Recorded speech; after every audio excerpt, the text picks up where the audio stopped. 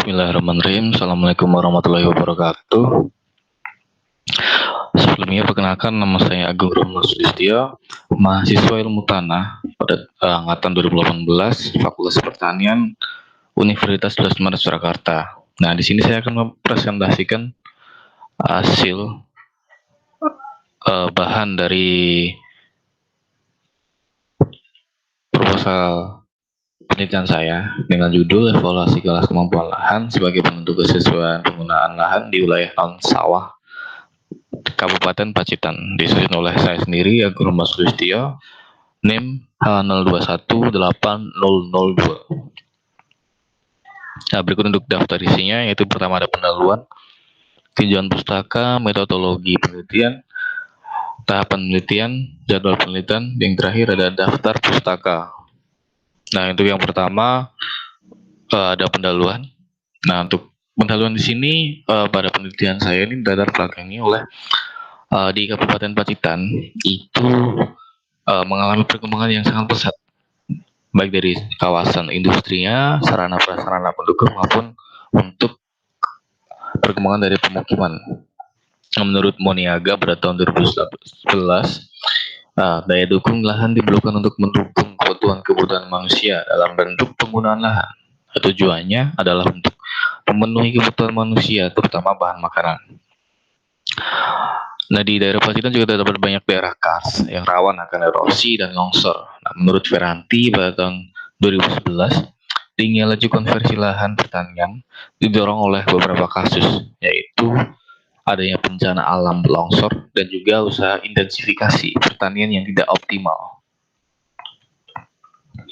Untuk latar belakang yang lain, data yang saya ambil dari BPS Pacitan pada tahun 2017 sampai dengan 2019, itu tahun 2017 sampai dengan 2019 tadi, luas lahan pertanian pada kebun dan tegalan di tahun 2017 itu semula ada 51.343 hektar. Kemudian pada tahun 2018 sampai dengan 2019 yang terakhir itu data yang ada atau yang tertera di BPS itu menjadi 51.038 hektar. Nah, ini terjadi penurunan sekitar 305 hektar. Jadi cukup memprihatinkan karena penurunannya sekitar ratusan hektar ya. Kemudian untuk pada penelitian saya ini pembaharuannya karena emang belum ada penelitian tentang kemampuan lahan dan arahan penggunaannya di Kabupaten Pacitan secara umum untuk keperluan pertanian, khususnya pada daerah non sawah ya. Karena penelitian yang sudah ada itu adanya seperti kemampuan lahan di DAS ya, di DAS daerah aliran sungai, kemudian ada kesesuaian lahan untuk suatu komoditas saja, baik satu maupun dua komoditas saja. Nah, maka diperlukan pada daerah Pacitan itu untuk evaluasi kemampuan lahannya secara umum di wilayah non sawah, yaitu kebun dan tegalan.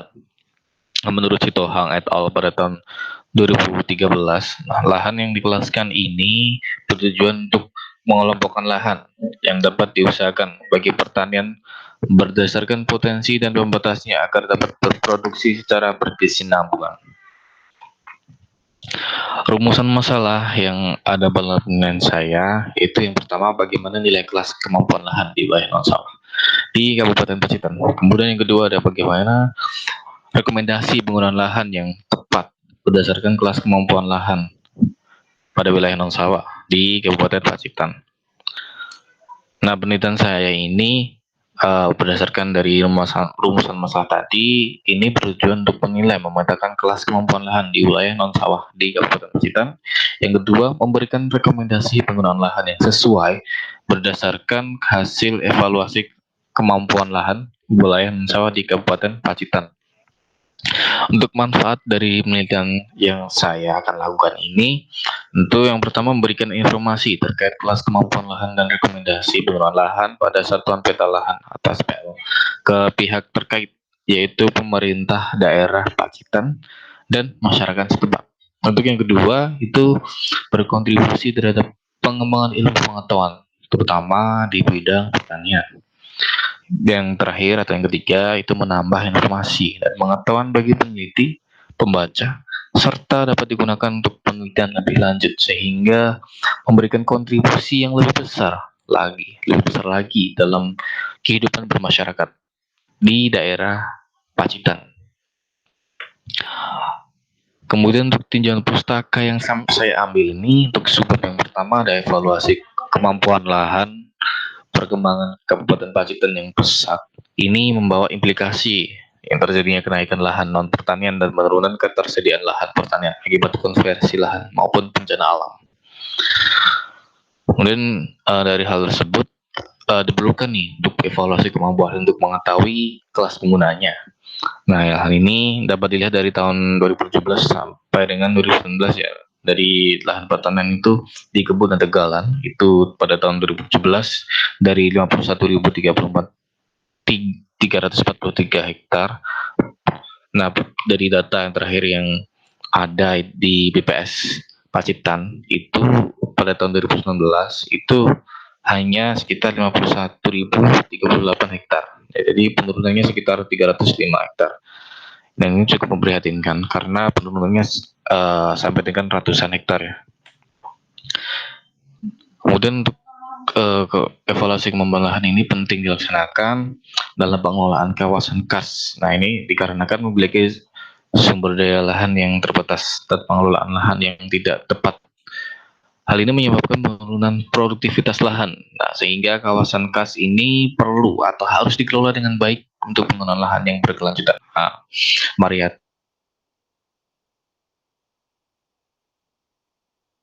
pada tahun 2013. Kemudian untuk sumber selanjutnya itu ada penggunaan lahan. Nah, untuk penggunaan lahan ini bersifat dinamis, mempunyai kecenderungan yang merubah faktor-faktor topografi, tanah, dan batuan, serta juga hidrologi dan vegetasi yang ada di lingkungan sekitar. Nah, penggunaan lahan yang lebih daya dukung lahan ini dapat menyebabkan terjadinya kerusakan lahan, diantaranya seperti erosi yang kerap terjadi di daerah kars. Kemudian untuk perubahan penggunaan lahan dapat memicu terjadinya peningkatan kerusakan lahan yang berimbas pada tingginya laju erosi dan sedimentasi. Apriliana pada tahun 2015. Penggunaan lahan yang semakin meningkat oleh manusia seperti untuk tempat tinggal, untuk melakukan usaha dan usaha apapun itu, kemudian juga pemenuhan akses umum seperti jalan dan seperti jalan dan lainnya, dan fasilitas lain ini akan menyebabkan lahan yang tersedia semakin menyempit. Timbulnya permasalahan penurunan kualitas lingkungan ini nantinya akan mengganggu keseimbangan ekosistem, baik ekosistem dari yang ditimbulkan oleh manusia itu sendiri maupun dari alam. Hal tersebut dikarenakan penggunaan lahan yang tidak memperhatikan kemampuan lahan, daya dukung, dan bentuk peruntukannya atau penggunaannya. Pevista dan Harini pada tahun 2013. Nah, untuk sebab yang ketiga itu ada sifat fisika tanah. Untuk sifat fisika tanah ini merupakan sifat tanah yang berhubungan dengan bentuk atau kondisi tanah asli pada di lapangan ya. Nah, diantaranya seperti tekstur, struktur, permeabilitas, stabilitas, konsistensi, warna maupun suhu tanah dan lain-lain. Sifat tanah yang berperan dalam aktivitas perakaran tanaman, baik dalam hal absorpsi unsur hara, air maupun oksigen, juga sebagai pembatas gerakan akar tanaman. Dasianti et al. Pada tahun 2016. Nah, untuk tekstur tanah ini pengertiannya merupakan perbandingan antara fraksi pasir, debu, dan liat. Hal tersebut dapat menunjukkan kasar atau halusnya satu tanah. Tekstur tanah sebagai parameter penting ini berkaitan dengan seperti tata udara atau airase, tata air atau drainase, kemampuan penyimpanan dan menyediakan air bagi tanaman, responsif atau tidaknya bagi pemupukan. Rustam et al. 2016.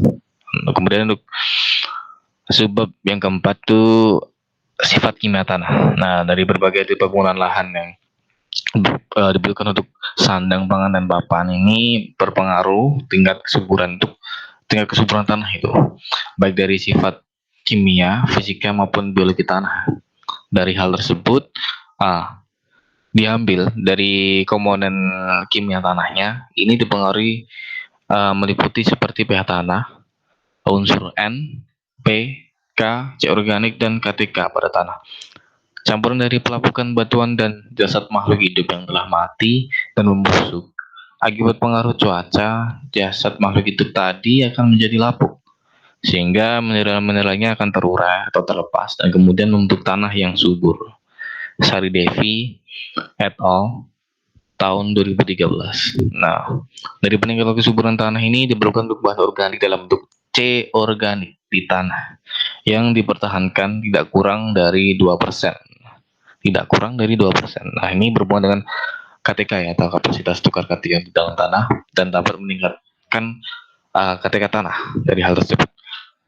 Nah, tanpa pemberian bahan organik, ini dapat mengakibatkan degradasi sifat kimia, fisika maupun biologi tanah yang juga dapat merusak agregat tanah dan menyebabkan terjadinya pemadatan tanah sehingga lingkungan maupun tanaman itu akan mati jika tidak segera dibenahi. Arfiandi et al. Pada tahun 2015. Kemudian untuk metodologi penelitian yang saya gunakan untuk gambaran umumnya, nah penelitian saya ini dilakukan secara deskriptif eksploratif melalui pendekatan survei yang didukung dengan analisis laboratorium dengan membuat satuan peta lahan atau SPL dengan metode overlay meliputi peta jenis tanah, kemudian peta penggunaan lahan, dan juga peta kemiringan lereng. Kemudian untuk menentukan titik pengamatan ini ya, untuk langkah selanjutnya itu titik pengamatan atau sat sampling ini secara purposive sampling, yaitu secara sengaja di mana daerah yang digunakan untuk penelitian merupakan beberapa kecamatan di daerah Kabupaten Pacitan. Untuk pengambilan sampel dilakukan untuk menganalisis nilai permeabilitas, tekstur, dan bahan organik tanah, serta data amatan lapang untuk mengetahui faktor pembatas kemampuan lahan. Untuk tempat dan waktu penelitian, pengambilan sampel ini dan pengamatannya dilaksanakan di berbagai wilayah non-sawah, di kebun maupun di tegalan ya, di Kabupaten Pacitan pada setiap kecamatannya. Untuk analisis tanah dilakukan di laboratorium fisika tanah maupun di laboratorium kimia tanah Fakultas Pertanian Universitas 11 Maret Surakarta. Untuk waktunya akan dilaksanakan sekitar bulan Mei sampai dengan Juli atau selambat-lambatnya pada bulan Agustus 2021. Nah, berikut untuk peta sampel yang sudah diambil. Yang sudah diambil ini kemarin sudah dilakukan 2 survei besar ya, bisa dibilang survei besar karena untuk yang pertama itu survei yang pertama dari angkatan 2017 itu di Nawangan, Bandar, dan juga Tulakan maupun Kebun Agung. Nah, kemudian yang survei yang kedua itu kemarin pada awal tahun itu dilakukan oleh mahasiswa S2 dibantu dengan S1 juga. Nah, itu di Kecamatan Donorejo, Gunung Pringkuku, dan Arjosari. Kemudian dari sampel yang sudah diambil tadi ditambahkan lagi peta sampel yang baru sebagai berikut. Beberapa sampel yang diambil yang dirasa itu kurang sesuai dengan metode set sampling tadi ya, purposive sampling, itu ada Donorejo di ujung, kemudian Punung, Pringkuku, Arjosari, Tegalombo, Ngadirojo, dan Sudimoro. Yang baru-baru itu Tegalombo, Ngadirojo, dan Sudimoro. Sedangkan yang 4 kecamatan tadi karena masih beberapa yang kemarin tidak diambil, nah diusahakan untuk tahun ini akan diambil sesuai dengan sampling pada poligon yang belum diambil. Untuk alat dan bahan penelitian yang saya pakai secara umum, alat lapangannya itu ada cangkul, meteran, bor tanah, ring sampel, klinometer, kantong plastik, board list tanah, label, dan alat tulis. Untuk alat laboratorium yang saya gunakan itu ada ayakan, spektrofotometer, lab ukur, pipet, neraca analitik, oven, gelas piala, gelas ukur, pemanas listrik. Dan juga untuk bahan yang saya gunakan atau bahan senyawa yang saya gunakan ada H2SO4 pekat, K2CR2 O71N, dan larutan standar 5000 ppmc untuk analisis bahan organik. Kemudian ada H2O2 30%, H2O2 10%, HCl2N, Na4P2O7 4% untuk analisis tekstur tanah.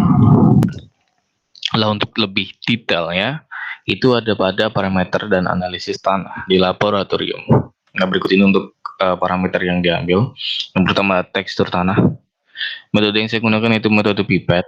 Nah, untuk alat dan bahan, itu ada gelas piala 800 ml, penyaring, bergefak, kemudian ayakan 50 mikron, gelas ukur 500 ml, pipet 20 ml, pinggan aluminium, oven berkipas, pemanas listrik, neraca analitik 4 desimal, CTKA atau contoh tanah kering angin 2 mm untuk 10 mg.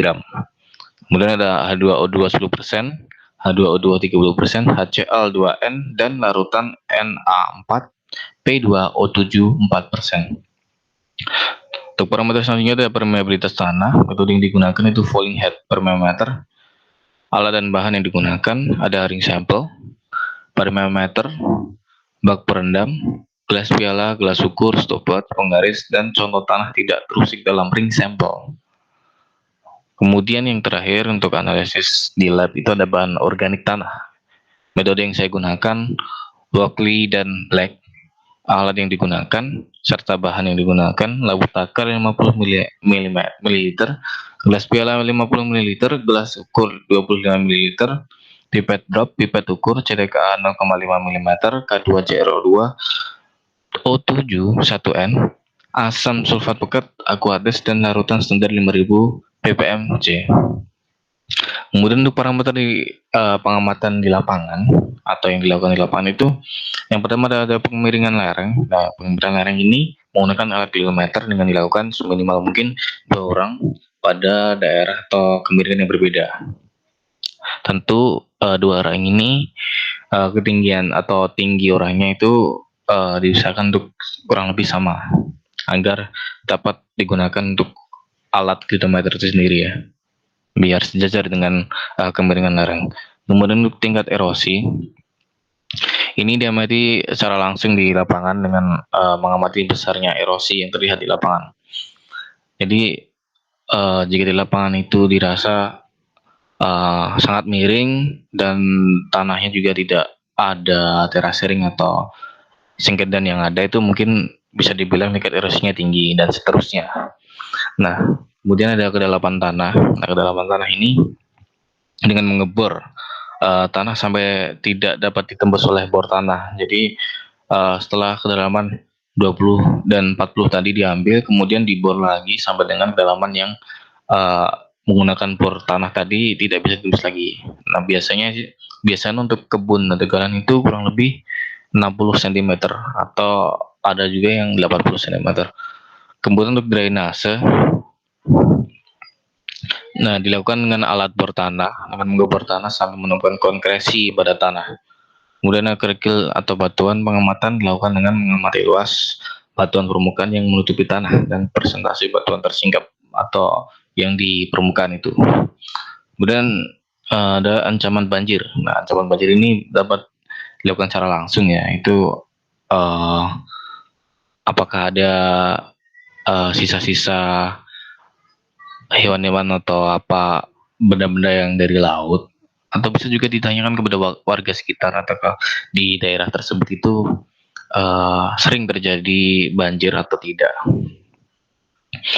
Untuk kriteria klasifikasi kemampuan lahan ini saya menggunakan sistem klasifikasi USDA. Nah, untuk parameternya ini untuk kelas penggunaan lainnya itu harus jadi kelas 1 sampai dengan 8 ya. Tapi biasanya itu digunakan hanya sampai 6. Nah, untuk faktor batasnya itu ada lereng permukaan, kepekaan erosi, tingkat erosi, kedalaman tanah, tekstur lapisan atas, tekstur lapisan bawah, permeabilitas, drainase, kerikil atau batuan. Nah, untuk tahapan penelitian yang saya akan lakukan nantinya, nah, yang pertama yang akan saya lakukan itu adalah studi pendahuluan dengan mencari bahan-bahan pustaka dan mengumpulkan data-data sekunder. seperti latar belakang maupun tinjauan pustaka yang saya ambil tadi. Kemudian persiapan pembuatan peta kerja, alat dan bahan. Kemudian setelah itu saya lakukan, saya fokus pada peta kerja ya. Pada peta kerja ini, SPL dibuat dengan skala tertentu sesuai dengan cakupan wilayah pada sampling yang saya akan lakukan nantinya dengan metode overlay. Nah, titik sampel ini penentuannya dengan menggunakan metode purposive sampling atau dengan sengaja ya. Jadi setiap poligon tadi misal setidaknya minimal ada 3 titik koordinat ya, semuanya dibuat minimal 3 titik koordinat dan seterusnya seperti itu. Kemudian baru setelah peta kerja dilakukan atau sudah siap, kemudian kita melakukan survei besar dan sampling. Untuk pengambilan sampling itu, pengambilan sampelnya sesuai dengan titik koordinat tadi, titik koordinat yang baru. Tanahnya itu pada kedalaman 20 cm diambil, kemudian 40 cm-nya diambil. Nah, kemudian juga jangan lupa untuk mencatat data lapangannya.